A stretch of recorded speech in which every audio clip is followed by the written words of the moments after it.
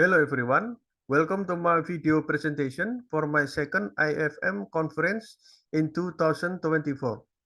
My name is Pratama and I'm from the Faculty of Computer Science of the University of Pembangunan Nasional or UPN, Veteran Jawa Timur, Indonesia. I'm excited to present this work done by my colleagues and me, which is a part of my ongoing research on connecting interactive narrative systems with the cognitive, affective, and sensorimotor learning domains, particularly to help educators understand and apply interactive narrative. I'm doing this research as a member of the IDN in Education Committee of the Association for Research in Digital Interactive Narrative, or ARDIN, which aims to bring interactive narrative into K-12 education. Without further ado, I present to you the word storytelling and interactivity, a general model of interactive narrative systems from the perspective of human learning.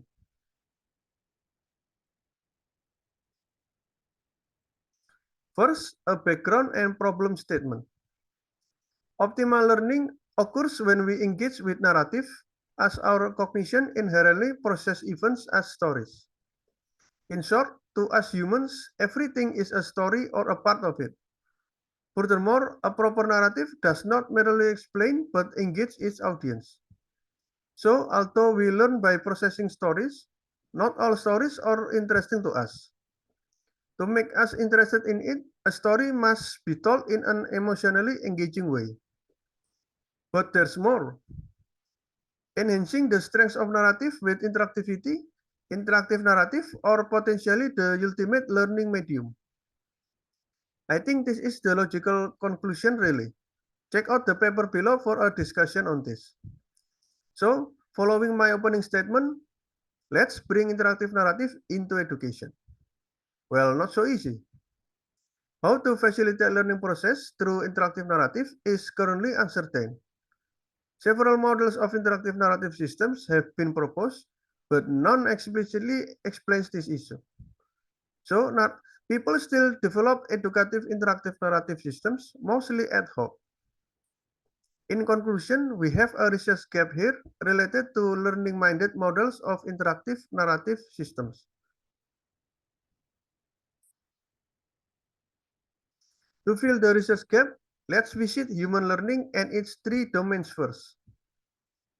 The cognitive, affective, and sensorimotor domains have been known for a long time. People generally agree that the domains must be equally mobilized in all learning contexts. There is no such thing as a lesson that only needs to target one domain. Even learning mathematical concepts can benefit from body movements and engaging lesson presentation. Another thing about the learning domains is that they are connected. At one time, sensory signals enter our senses to update our understanding of the world. At another, our brain commands our body to modify the world. These flows are called perceptual inference and active inference, respectively. Check out the paper below. Meanwhile, somewhere between our cognition and physical body lies our affective faculty. A significantly positive emotion towards something, such as an artwork, fixates our senses on it, allowing us to comprehend it more deeply. Conversely, a piece of knowledge that excites or terrifies us is much more likely to trigger our actions. From my previous research on interactive narrative for complex issues, I have found out that the learning domains and their interactions align with the information, storytelling, and interactivity aspects of interactive narrative. With information here corresponds with story world. The story world provides a systemic and storified model of a part of reality consisting of spatial components like characters, temporal components like events, and causal components such as interaction rules. The storytelling aspect modifies or rearranges the model to satisfy the audience's affective needs, such as by emphasizing or de-emphasizing some elements. Meanwhile, interactivity delivers the story to the audience senses as well as lets them control its progression or presentation. To optimize the audience learning, interactive narrative designers must carefully consider the three aspects and their integration. Models are standard tools for aligning the designer artifact with a real problem. I will review several interactive narrative models in the literature.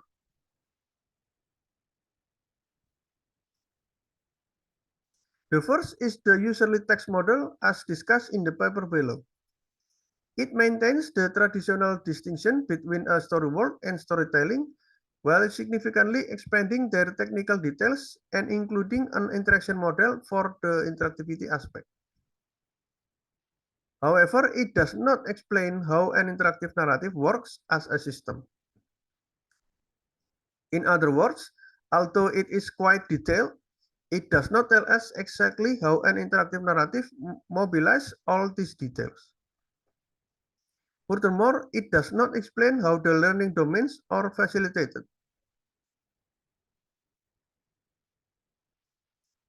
The next model is the proto-story, which is one part of the SPP model or system process product. This model aims to clear ambiguities between interactive and non-interactive narrative, mainly by redefining the former to highlight their systemic nature. This is also why the model calls an interactive narrative system a proto-story, since it produces stories instead of being a story itself. However, although the model explains interactivity, it does not differentiate between the storyboard and storytelling aspects. Consequently, the model does not explain how the learning domains are facilitated.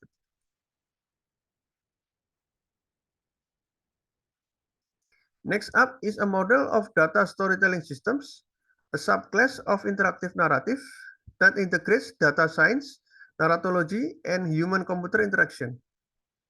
This model shows how various software modules gradually turn raw data into a storyboard, then a narrative, and finally an interactive narrative. So it is quite systemic and explains the three interactive narrative aspects well, thus can potentially support the learning domains. However, it is also quite specific, which means that it might not explain other types of interactive narrative systems. From these models, we can formulate a research gap. First, we need a model of interactive narrative as systems. Second, the model must also show how interactive narrative systems facilitate the learning domains through their word, storytelling, and interactivity aspects. Lastly, the model should be sufficiently general. Through this research, we propose such a model.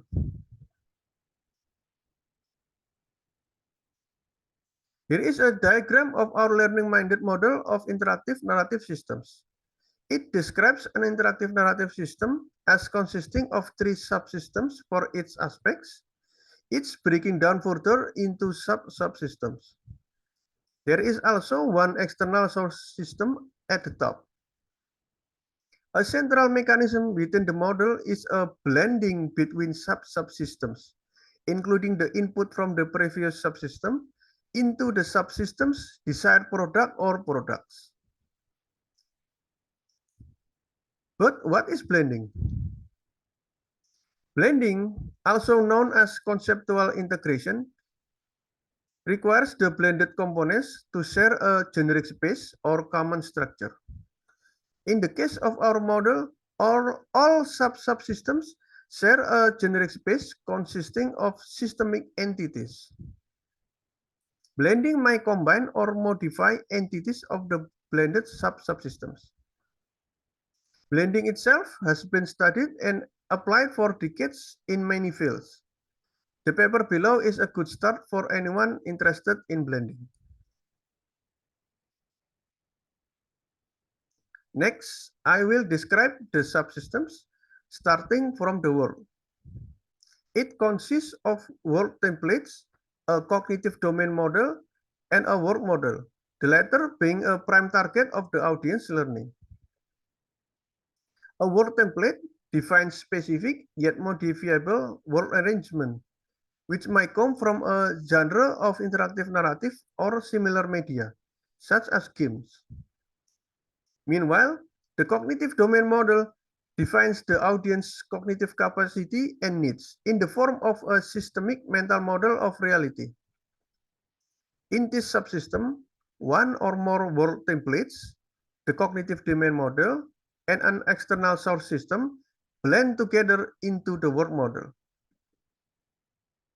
The source system represents raw data from the real world, so it is usually complex and messy. During the blending process, the source system undergoes complexity reduction guided by the cognitive domain model to fit into word templates. The storytelling subsystem takes the word model as input and blends it with one or more storytelling templates and an affective domain model, which, similar to the cognitive domain model, is a systemic model of the audience, biases, aspirations, etc. Meanwhile, an example of a storytelling template is the quest system from the role-playing game genre. Although the resulting storytelling model's systemic constituents correspond closely with those of the word model, the blending process might cause some structural differences. The storytelling model's event sequence may act as a sujet that non-chronologically refers to the actual one in the word model. Some characters in each event might stand out more, while others may be less pronounced. Extra diegetic elements such as mood cues may even come into play. Unlike the previous subsystems, the interactivity subsystem does not one but two blending processes to create two subsystems. First, the storytelling model transforms into an interactivity model with the help of interactivity templates and the audience sensory motor domain model. Crucially, such a transformation realizes presentation assets such as animations and sounds, as well as the rules. These rules may aim to simplify the storytelling, such as presenting real-time events discreetly to make them less chaotic to the audience. Indeed, it is common for an interactive narrative system's storytelling and interactivity aspects to operate on different time frames. Finally, the sensorily appropriate presentation assets and rules blend with UI templates and reblend with the sensory motor domain model to produce a sensory motorically appropriate UI that delivers the assets to the audience.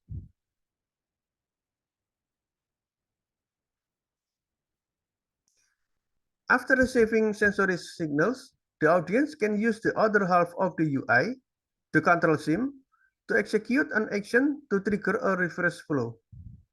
The interactive narrative system can provide actions with different targets: the UI, the interactivity model, the storytelling model, or the word model.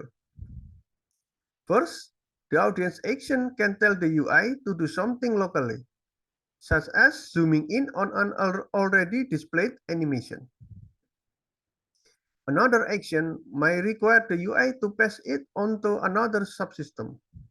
For example, changing an entity's visual representation, such as from a photorealistic 3D model to a 2D icon, is done by the interactivity model, although the effect of this change must then flow downward to the UI. Similarly, an action may cause a character to do something in the word model, which inevitably move the storyline in the storytelling model forward, yielding a new story event that utilizes a different set of presentation assets and rules in the interactivity model. If the connection between the word subsystem and the external source system is bidirectional, such as in the case of a database and a data storytelling system, the audience actions on the work model might also indirectly affect the source system.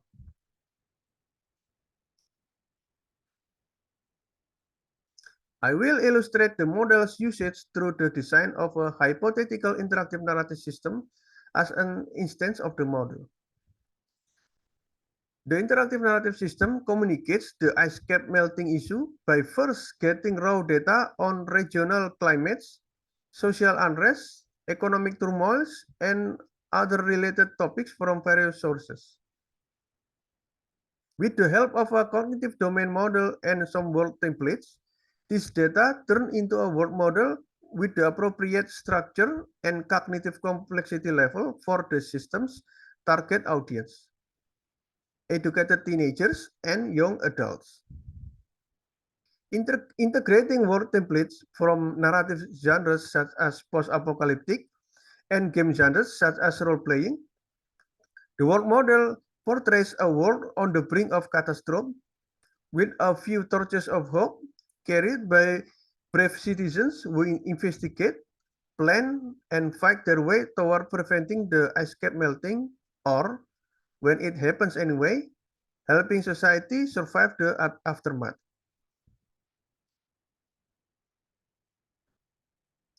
The storytelling subsystem lets the audience peer into the work model through the perspective of the band of protagonists. Informed by the audience affective domain model, the storytelling model presents even of the protagonist struggles with a pinch of dramatization. The model's event sequence also differs from the world model's chronological event sequence, with a climactic scene of the melting of the last ice cap repositioned to the beginning to quickly show what is at stake. Furthermore, a storytelling template from the role-playing game genre lets the storytelling model frame the protagonist's missions as a heroic quest. Next, the storytelling model morphs into an interactivity model that satisfies the audience sensory motor needs. To that end, different presentation rules govern the story events differently. For example, an event depicting the protagonist's televised talk to raise the public's awareness may be delivered in a slower time frame, such as a time frame that is not real time. While a more action-oriented event on sabotaging an evil corporation closely follows the world model's in original time frame for heightened tension. Likewise, these two events require different UIs, one with various indicators for the simulation-oriented first event and a more minimalistic one for the second.